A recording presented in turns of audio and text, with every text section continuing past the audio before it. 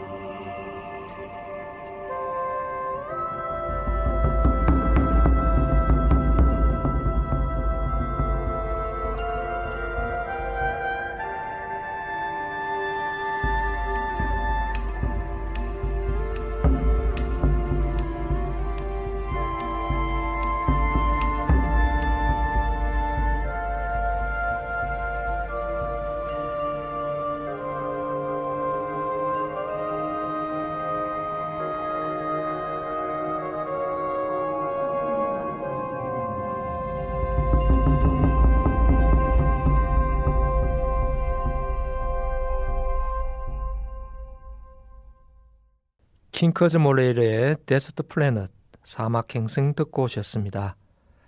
법이 지배하는 사회에 특히 공정성을 잃은 법의 행포는 생명이 없는 마치 사막 같다는 생각이 들어 첫 곡으로 선정해 보았는데요. 오늘 함께할 소설의 작가는 프란츠 카프카입니다. 한 번씩 이런 생각이 들더라고요. 유명한 작가들은 어떻게 이름이 입에 착착 붙을까요? 알베르 카미, 헤르만 헤세, 레프 톨스토이, 프란츠 카프카 등등 신기하기도 하고 재밌어서 한 번씩 미소 지으며 생각해보게 되는데요. 그럼 먼저 소설 소송의 대략적인 줄거리부터 살펴보겠습니다. 주인공 요제프 K는 30번째 생일날 아침 하숙집에서 2명의 감시인에게 갑자기 체포되는데요. 소송에 휘말린 그는 31번째 생일 전날 밤에 2명의 집행인에 의해 처형당하는 1년 동안의 이야기입니다. 제목이 주는 이미지와 초반부에 서술되는 스토리로 보아서는 장르가 유무죄를 다투는 법정 스릴물인 줄 알았는데요. 부패한 사법부와 거대한 공권력과 싸우는 개인의 고독한 법정 투쟁 같은 거 말입니다. 은행의 자금 담당 부장인 요제프 K를 고소한 사람은 누굴까? 그리고 소송한 내용은 무엇일까를 추리하며 읽어나가는 재미가 있을 것 같았습니다.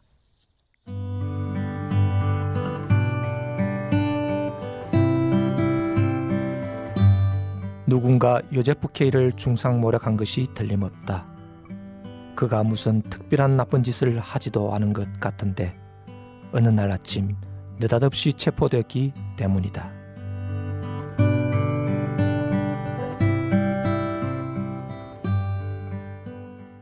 소송의 첫 문장인데요.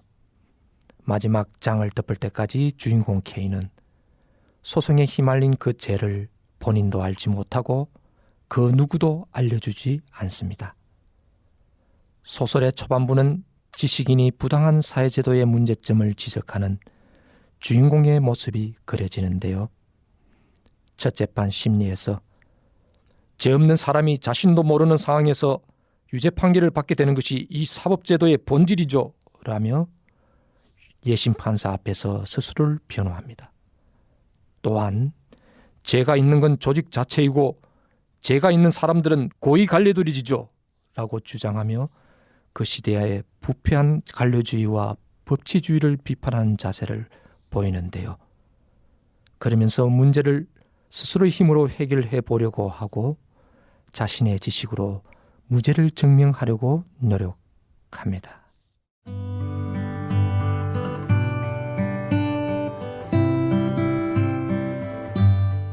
숙부가 소리쳤다.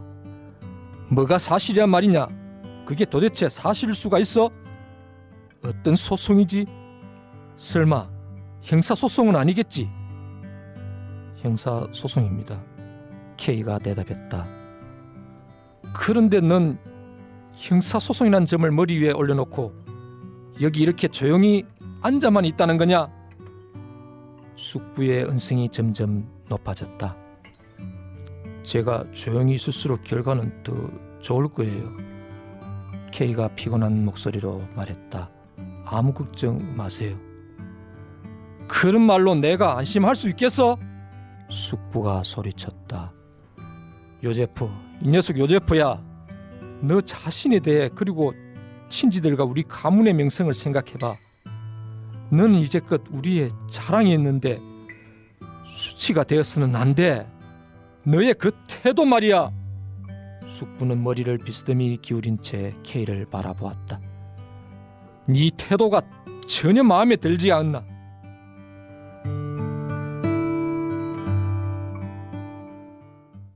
숙부는 주인공 K가 자신의 형사소송에 대해 대수롭지 않게 여기는 것 같아 가문의 명성에 누가 될까봐 걱정하며 주인공에게 화를 냅니다. 이후 K는 숙부의 뜻에 따라 변호사를 만나고 소송에 신경을 쓰게 되는데요.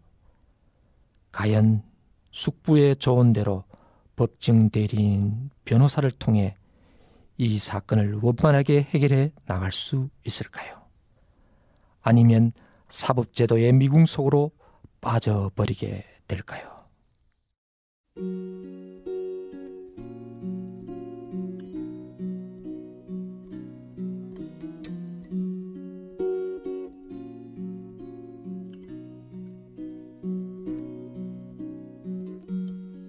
Imagine there's no heaven.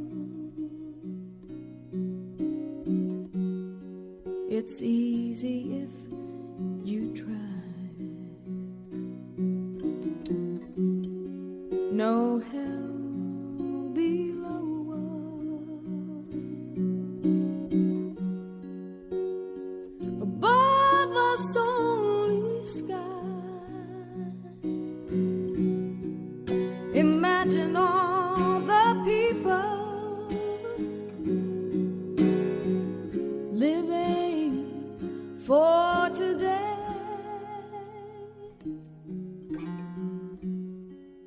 Imagine there's no countries. It isn't hard to do. Nothing to kill or die for. And no religion too. Imagine all the people living life in peace.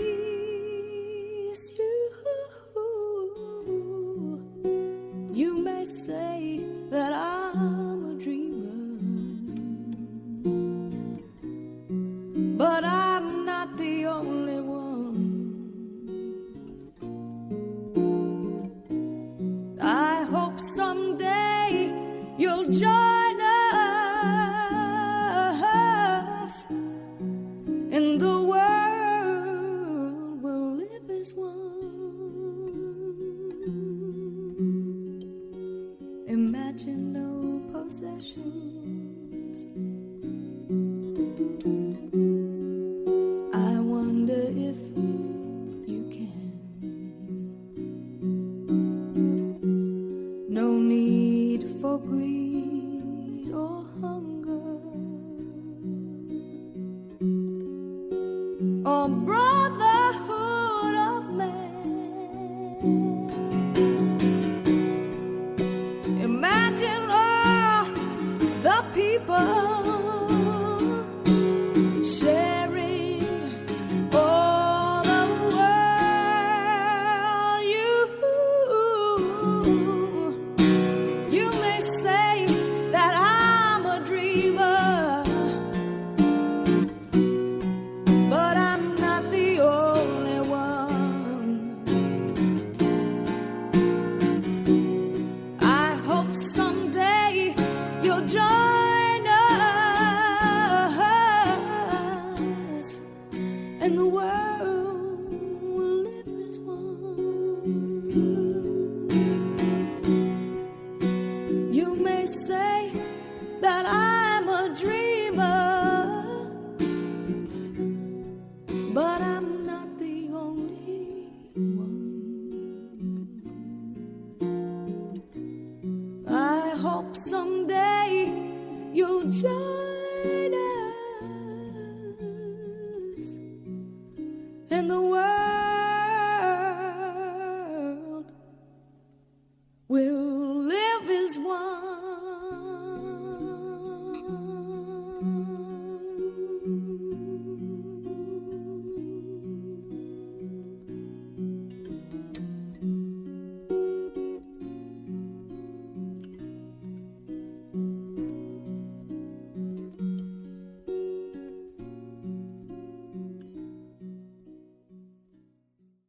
원곡 존 레넌의 이매진을 에바 캐시디의 음성으로 들어보았습니다. 원곡과는 또 다른 색다른 맛이 있는 것 같아 저는 에바 캐시디의 노래를 애청하는데요. 듣고 있으면 그 목소리의 울림으로 힐링이 되는 것 같습니다. 이 노래 가사처럼 천국과 지옥이 없고 국가가 없고 소유가 없다면, 모든 사람들이 세상을 공유한다고 상상해 본다면, 소설 속의 주인공 K의 고민과 연결되는 부분이 있는 것 같아 선곡해 보았습니다. 변호사를 선임하고도 사건이 점점 더 알 수 없는 미궁 속으로 빠지게 되는데요. 변호사가 주장하기를 가장 중요한 건 바로 변호사의 개인적인 연출이며, 바로 여기에 변호의 핵심적인 가치가 있다며 법률적 조언보다는 인맥 자랑만 합니다. 아무리 비위에 거슬리는 터무니없는 일이 있더라도 관리들에게 미운 틀 박히지 말고 조용히 있으라고 합니다. 여전히 어떤 이유로 기소되었는지도 모르고 앞으로 어떻게 학대될지 전혀 알 수 없는 상황이 계속되는데요. 마치 보이지 않는 적과 싸우듯이 거대한 공권력과 복잡한 제도는 개인을 무기력하게 만들고 지쳐나가게 할 뿐이었습니다. 여기까지의 스토리는 사법체계의 부조리함을 다루는 것처럼 보이는데요. 이 소설의 가장 큰 특징은 현실과 비현실을 왔다 갔다 하는 몽환적인 판타적인 성격도 있다는 것입니다. 작가는 그 해석의 몫을 오로지 독자에게 던져두고 있는데요. 이런 부분이 이 소설의 매력이 아닌가 싶습니다. 프란츠 카프카의 작품은 학자와 평론가들의 논문에서 가장 많이 언급된다고 하는데요. 그만큼 독특하고 독자들의 해석이 무궁무진하기 때문이겠죠. 오늘 방송에서 다루는 내용도 어쩌면 제 삶이 투영된 편향된 해석일 수 있겠지만 나름 재미있는 시도일 것 같아 살짝 흥분되는 것 같습니다. 책을 마지막까지 다 읽고 나면 다시 전체적인 조합의 느낌이 미묘하게 다가오는데요. 여기서 우리는 이 소설이 유무죄를 다투는 단순한 법정 스릴러물이 아님을 짐작할 수 있습니다. 왜냐하면 소송에 공소장이 없을 수 없고 원고와 피고가 없을 수 없기 때문입니다. 또 유무죄를 가리는 법정이라는 장소가 흥미로운데요. 서민들이 거주하는 어느 가정집에 법정이 있고 가정집 다락방에 법원 사무처가 있다는 판타지적인 면을 통해 독자의 상상력을 자극하고 있습니다. 그리고 소설의 1장 제목이 체포인데 신체적으로 구속하지 않으면서도 그렇다고 자유롭게 풀어주지도 않는 이상한 감시인들이 계속 주인공 주위를 맴돌다가 주인공의 직장인 은행 창고에서 감시인 상부기관의 간부가 이 감시인들을 매로 때리는 이상한 광경도 목격되는데요. 작가는 이렇게 여러 판타지 장치들을 현실과 뒤섞어 놓으면서 우리의 삶을 비유하는 것 같습니다. 이 소설의 전체적인 내용은 우리 인간의 인생으로도 비교될 수 있는데요. 주인공 요제프 K는 아무 잘못도 없이 체포되며 처벌을 피하기 위해 심리적 압박과 고통 속에서 발버둥 치지만 결국은 소송의 이유도 모른 채 법의 집행을 받게 됩니다. 이것은 마치 세상에 왜 태어났는지 아무것도 모른 채 태어난 우리 인간이 계속되는 고통 속에 살아가다가 결국은 죽음을 맞이하는 우리의 삶과 비슷한 구조를 가지고 있기 때문입니다. 어느 날 아침 K는 일어나자마자 느닷없이 체포되어 소송에 휘말리게 됩니다. 이것은 우리 인간이 태어나자마자 법과 사회의 굴레에 구속되며 제한적인 삶을 살다가 죽어가는 우리 소시민의 모습을 나타내주고 있는 것은 아닐까요?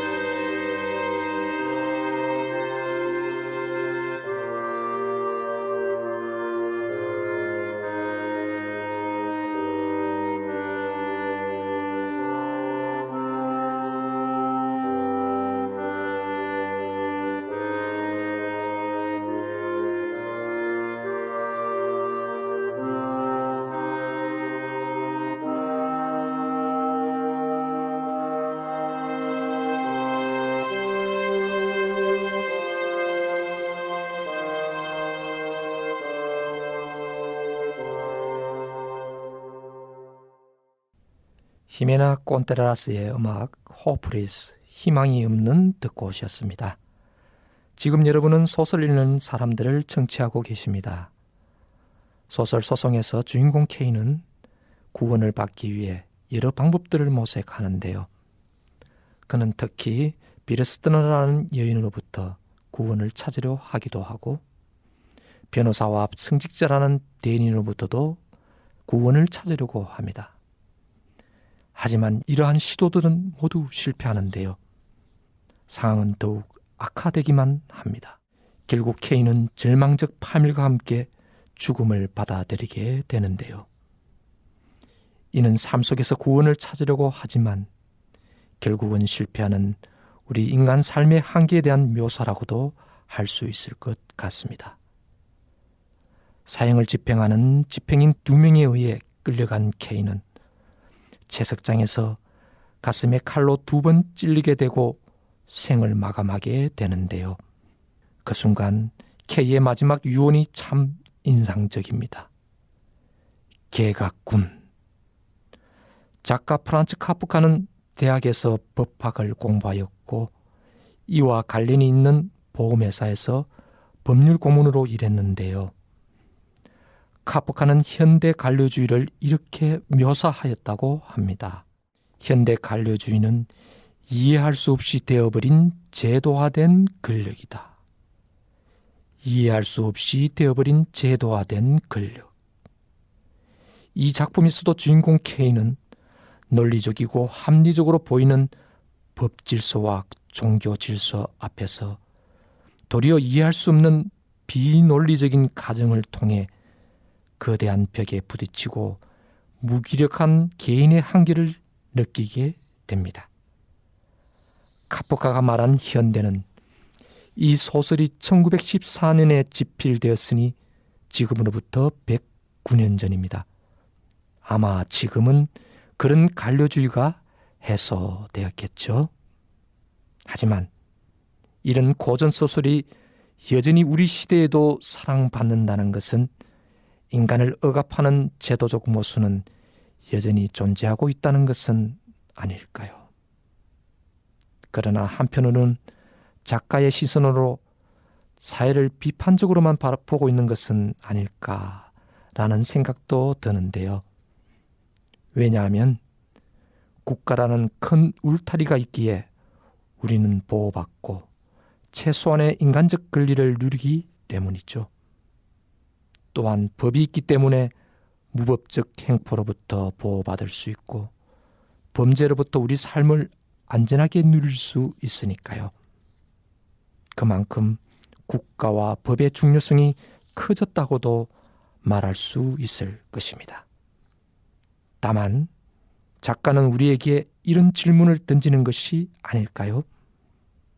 법은 공정한가? 국가는 정의로운가?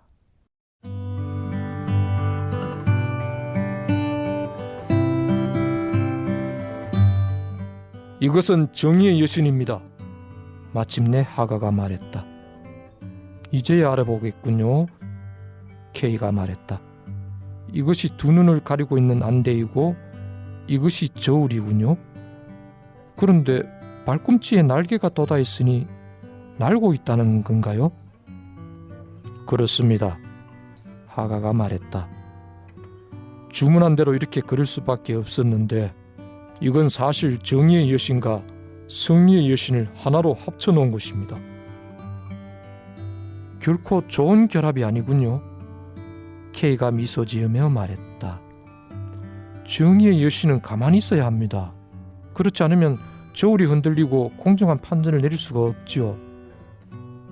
저야 그저 주문자의 뜻에 따를 뿐이지요. 하가가 말했다.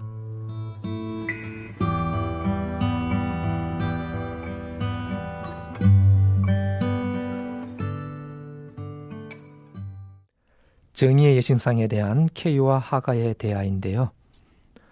법을 대표하는 상징물인 정의의 여신상은 대개 한 손에 저울을, 다른 한 손에는 칼을 쥐고 있습니다. 저울은 공정한 판결을, 칼은 처벌을 의미하죠. 그리고 2눈을 가리고 있는 안대는 사사로움의 편견으로부터 벗어나라는 뜻인데요. 여기에 날개를 달아 승리의 여신을 함께 그렸다는 것이 시사하는 바가 큰 것 같습니다. 법을 잘 아는 사람끼리 이익을 도모하며 승리를 한다면 우리 사회는 공정하고 정의로울 수 없겠죠. 돈 있는 자들과 권력 있는 자들이 대형 로펌을 통해 법망을 피해가는 법꾸라지들이 판치는 우리 대한민국에게 아주 적절한 묘사가 아닌가 싶은데요. 너무 무거운 이야기일까요? 네, 청취자분께서 올려주신 신청곡 소개해드리면서 제 이야기는 잠시 쉬어가겠습니다. 신희수님이 보내주신 글인데요. 좋아하는 곡이고 가사도 아름답지만 멜로디가 사랑하는 마음을 아름답게 표현해서 언제 어느 때 들어도 가슴이 설레이게 하는 곡입니다. 아들이 바이올린으로 켜줄 때면 행복합니다. 아이들 어릴 때 참석한 모임에서 여성성악가님이 부르시는 걸 들으며 무척 감동했었죠. 라이브의 매력이 이구나 싶어 식사하는 내내 집에 오면서도 행복했던 기억이 떠오릅니다. 추운 겨울에 마음 따뜻하게 녹여줄 김동규 성악가님의 10월의 어느 멋진 날에 들려주세요.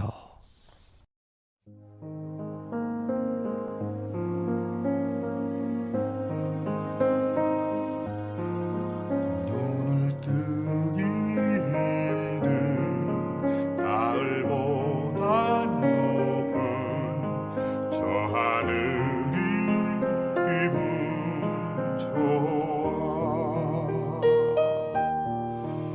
휴일 아침이면 나를 깨운 전화. 오늘은 어디서 무얼 할까. 창밖에 앉은 바람 한 점에도 사랑은 가득한 곳. 널 만난 세상 더는 소원 없어. 바람은 죄가 될 테니까.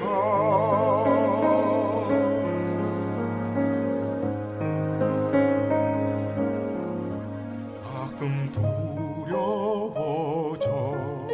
지난 밤 꿈처럼 사라질까 기도해.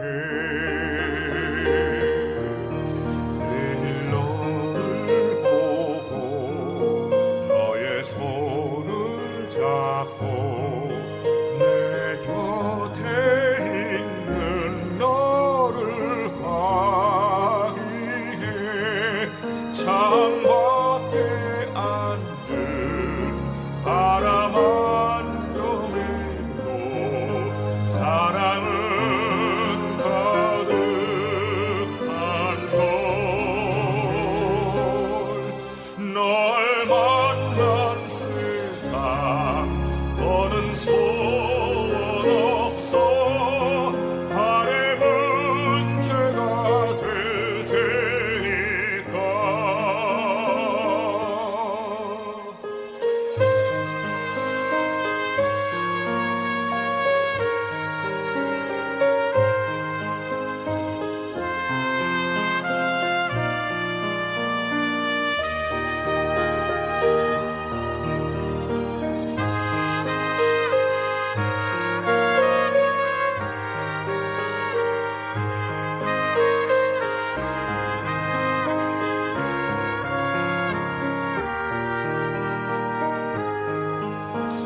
살아가는 이유 꿈을 꾸는 이유 모두가 너라는 것. 내가 있는 세상 살아가는 동안 더 좋은 것은 없을 거야.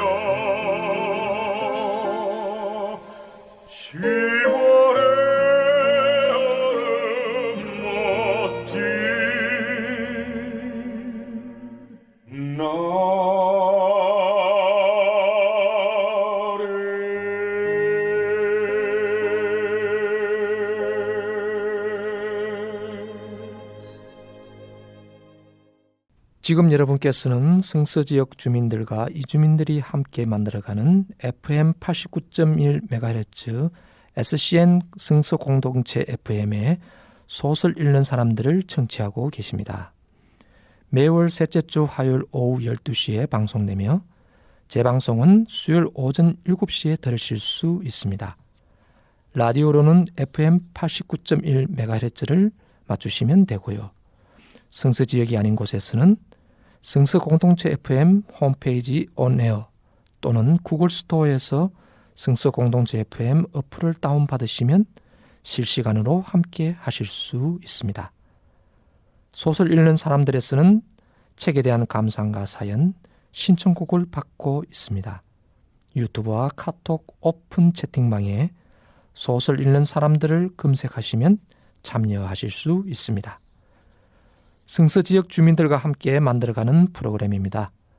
마을에 사는 누구나 이 프로그램의 주인공이 될 수 있으니까요.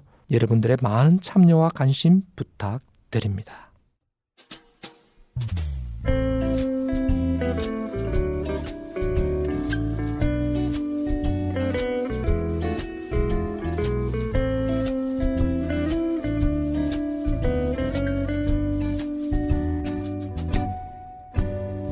라디오 켜면 들려오는 너의 목소리 얘기들이 내 귀를 감싸안나 어느새 볼륨을 높이네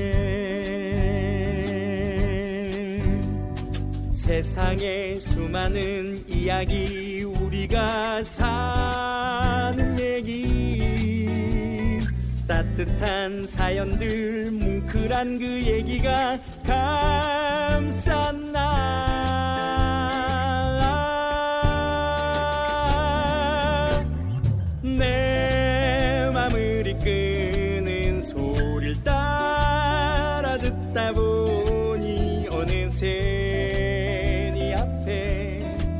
서 있네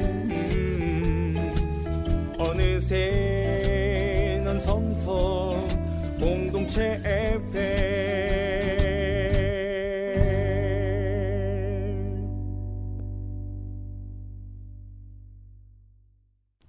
신희수 청취자님의 신청곡 10월의 어느 멋진 날에 듣고 있으니까 행복한 일상이 마구마구 떠오르면서 저 또한 기분이 좋아지는데요. 채팅방에 올려주신 글에 보니까 얼마나 읽을 수 있을지 모르겠지만 부지런히 읽어볼게요 라고 써주셨는데 전화 인터뷰로 연결해 보겠습니다. 여보세요? 네, 안녕하세요. 네, 신희수님 안녕하세요. 반갑습니다. 네, 반갑습니다. 네, 라디오 방송 소설 읽는 네. 사람들입니다. 네, 반갑습니다. 지난번 네. 방송도 잘 들었어요. 그렇습니까? 네. 네, 먼저 그러면 청취자분들께 인사 한번 부탁드릴까요? 네, 안녕하세요. 저는 서울에 사는 신희수라고 하고요.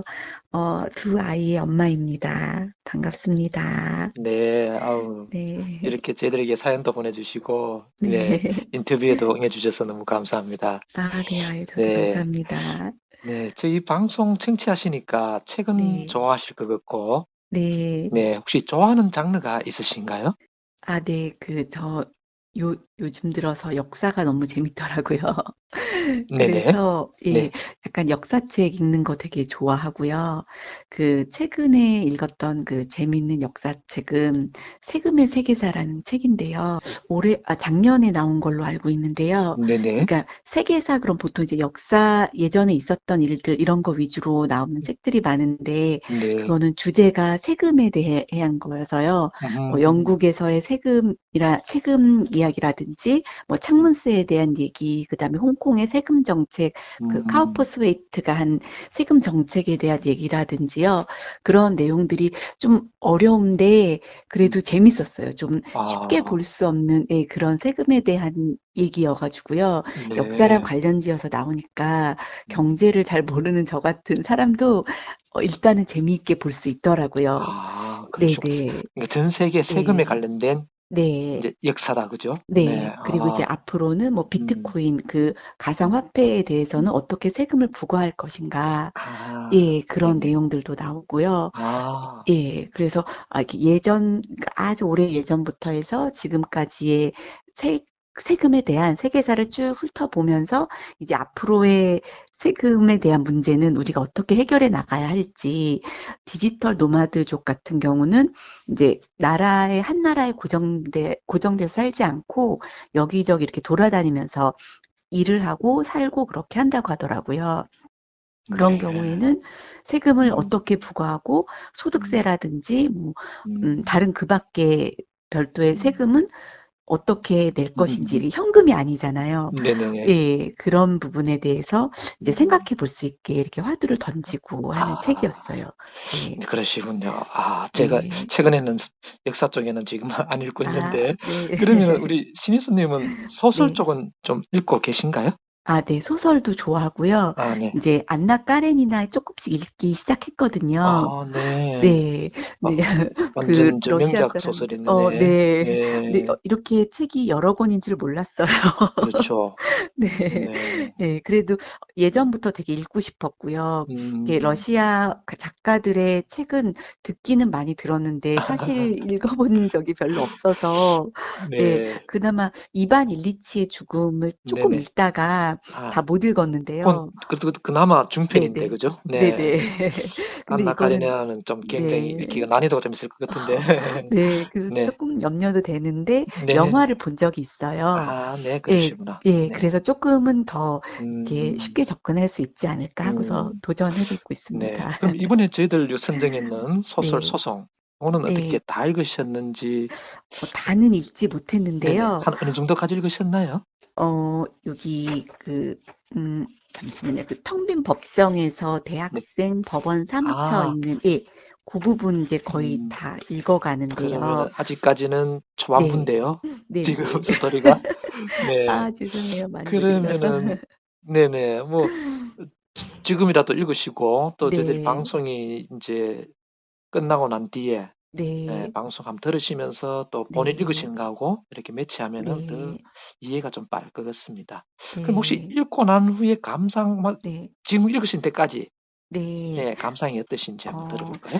제가 그러니까 중간도 사실 못 읽은 거라서 감히 이렇게 얘기할 수 있을지 네네네. 모르겠는데요. 괜찮습니다. 네네. 예, 이게 소송을 통해서 이 K를 중심으로 해서 K가 바라보는 음, 그런 법원에서 일어나는 그 심리 과정에서 일어나는 일들과 예심 음, 판사에 보여지는 그 모습들, 그리고 또 다시 두 번째 심리를 혹시 할지 모른다는 생각으로 그 법원에 다시 갔을 때 거기에서 다시 보게 된 그 세탁부 여인과 음, 그 세탁부 여인이 이렇게 얘기하는 것들을 들으면서 이 사람이 그 세탁부 여인에게 좀 마음을 갖는다고 할까?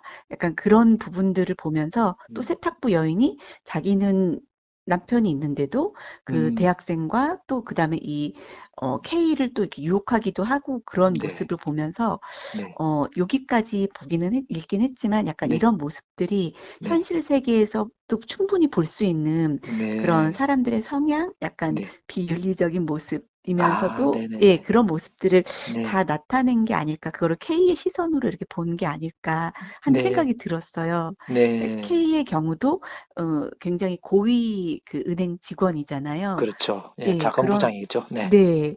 그런데 자기를 유혹하는 사람한테 음, 이렇게 음, 잠깐 이렇게 마음을 갖게 되고, 음, 또 여기 세탁부인 이 여인의 경우에는 자기가 지금 너무 이렇게 현실적인 문제 때문에, 경제적인 문제 때문에 어쩔 수 없이 내가 이렇게 이 사람 저 사람한테 이렇게 몸을 맡겨도 나는 괜찮다. 약간 음, 죄책감을 안 가져도 되겠다. 약간 음. 이렇게 생각을 하는 것 같이 보였고요. 네네. 네, 그리고 그 남편, 그러니까 법원의 정리인 이 세탁부 여인의 남편도 현실을 알지만, 자기가 너무 부당하게 당하고 있다는 걸 알지만 정말 음, 그 권력의 힘 때문에 어쩔 수 네네. 없이, 예, 네. 숨죽여야 하는 그 약자의 음, 모습, 음, 이런 것들을 보여주는 것 같아서요.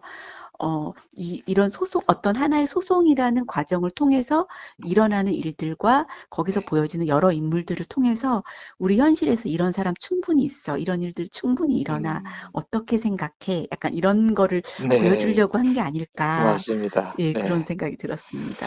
네. 이 소설의 매력이 우리 네. 천태만상의 인간 군상들이 다 나오잖아요, 예. 그죠? 네. 네. 특히 이제 금방 말씀하시는 그 세탁 부인이라든지 네. 이제 그 변호사도 나오잖아요. 네. 그리고 이제 조금 뒤로 가면은 하가도 나오고 또 상인도 네. 나오고 또 네.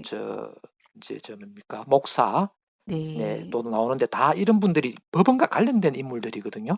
네. 그런데 이게 전체적으로 보면은 네. 그 인물들이 그러니까 법과 관련된 인물들이 거의 다 좀 타락한 인물로 나와요. 네. 네, 이 여자분도 그렇고 뒤에 네. 가면 또 여성분이 한 두 분 정도 더 나오는데 네. 네, 그래서 아무튼 끝까지 한번 읽어보셨으면 좋을 것 같고요. 네. 네. 그 말씀하신 대로 이런 인물들을 통해서 네. 우리 현실에 이렇게 접목하면서 네. 읽어보면은 아, 나는 어떻게 삶을 바라봐야 될까 하는 그런 교훈을 또 줄 수 있는 게 소설의 네. 매력이니까 네. 끝까지 응원하겠습니다. 네. 감사합니다. 네, 마지막으로 네. 저희들께 그 보내주신 이제 음악 사연글 보니까 네. 그 자네에 대한 사랑이나 이 가족이 화목하다는 그런 느낌이 많이 들거든요. 감사합니다. 네네네. 그래서 행복해 보이고 그러신데, 네.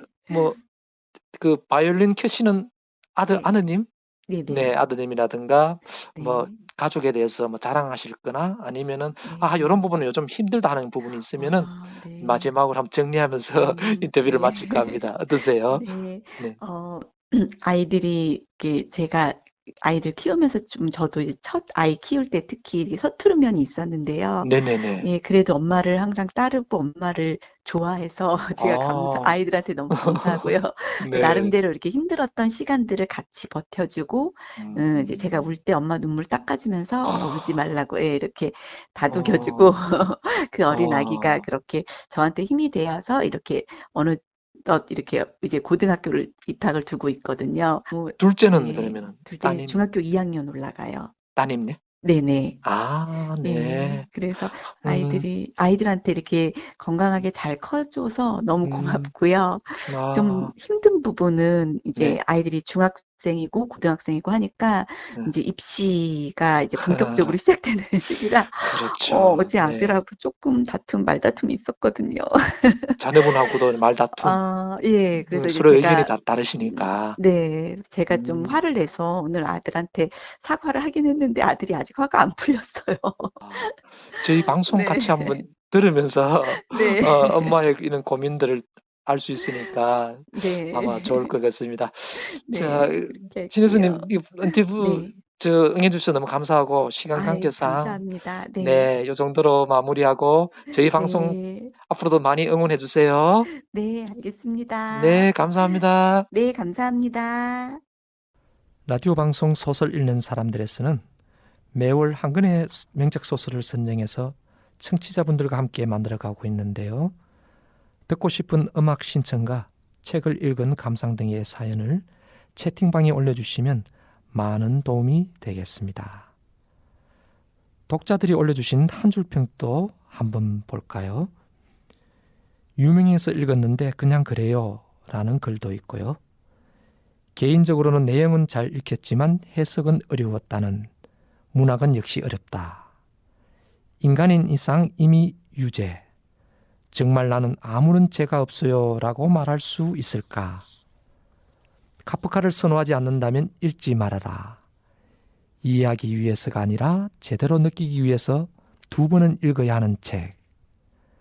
다 읽고 나니 내가 바로 여저부케이라는 생각이 들었다. 등등 다양한 사람들의 한 줄 감상을 보았는데요. 여러분들도 함께 읽어보시면 어떨까요?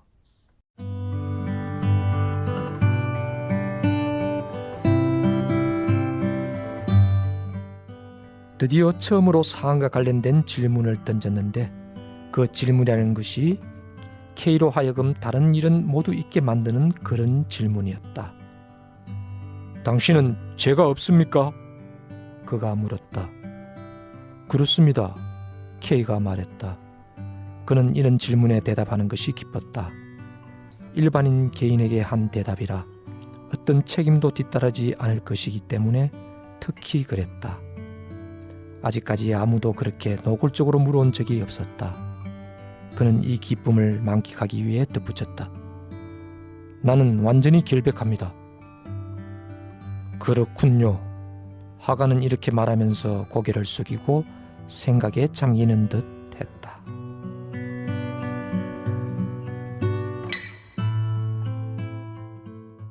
죄와 죄의식에 대해 생각해 보게 하는 문장인데요. 선악과를 따먹은 인간의 원죄를 연상시키기도 합니다. 소설 앞부분에서도 K가 사과를 먹는 장면이 나오는데요.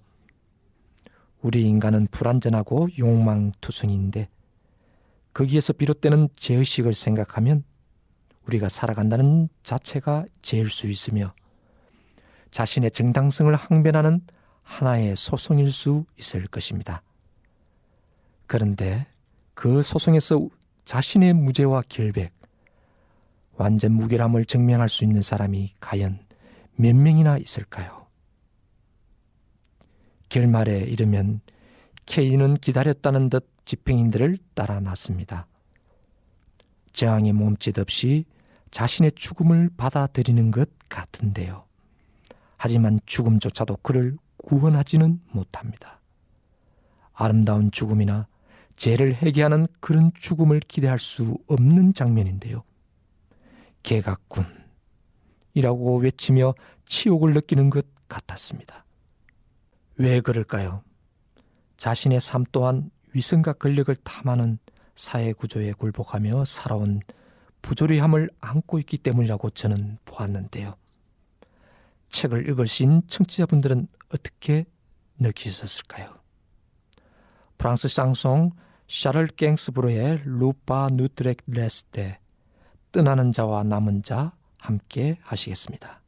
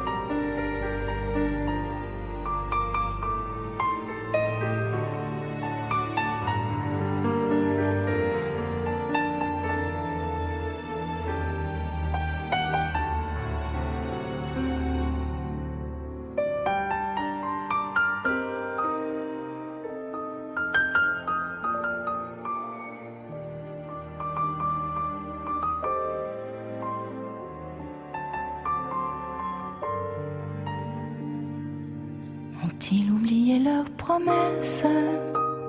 Au moindre rire, au moindre geste, les grands amours n'ont plus d'adresse. Quand l'un s'en va et l'autre reste, n'est-il péché que de jeunesse? N'est-il passé que rien ne laisse? Les grands amours sont en détresse lorsque l'un part et l'autre reste. Reste chez toi, vieillis sans moi, ne m'appelle plus, efface-moi, déchire mes lettres et reste là. Demain peut-être tu reviendras.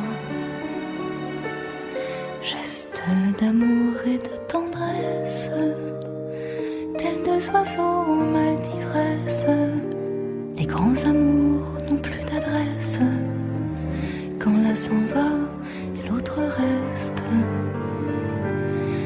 Est-il chagrin dès qu'il vous blesse? Au lendemain de maladresse, les grands amours sont en détresse. Lorsque l'un part et l'autre reste. De tristes adieux, que d'illusions. Si c'est un jeu, ce sera non. Rends-moi mes lettres et reste là. Demain peut-être tu comprendras.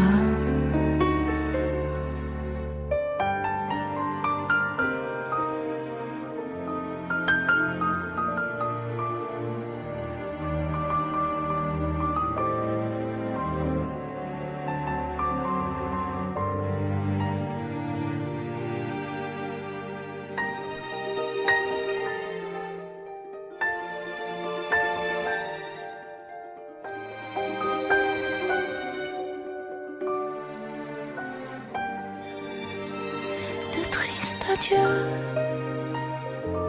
que d'illusions. Si c'est un jeu, ce sera non. Rends-moi mes lettres et reste là. Demain peut-être tu comprendras. Ils n'oublieront pas leurs promesses. Ils s'écriront aux mêmes adresses. Les grands amours se reconnaissent lorsque l'un part et l'autre reste.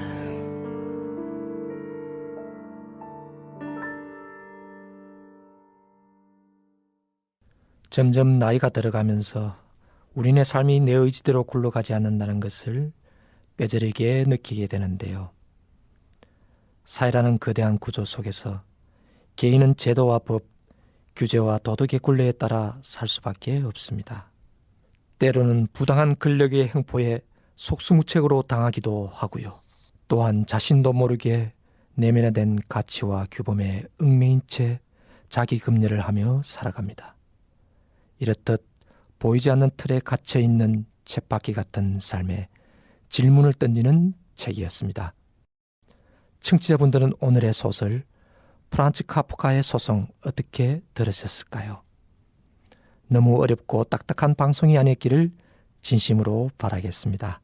다음에 다룰 소설은 김윤수 작가님의 이토록 평범한 미래로로 찾아뵙겠습니다. 오늘의 마지막 곡 앨런 워커의 더 드럼 들려드리며 방송 마무리하겠습니다. 당신이 있어 행복했습니다. 지금까지 소설 읽는 사람들 DJ 나이 먹은 어린 왕자였습니다.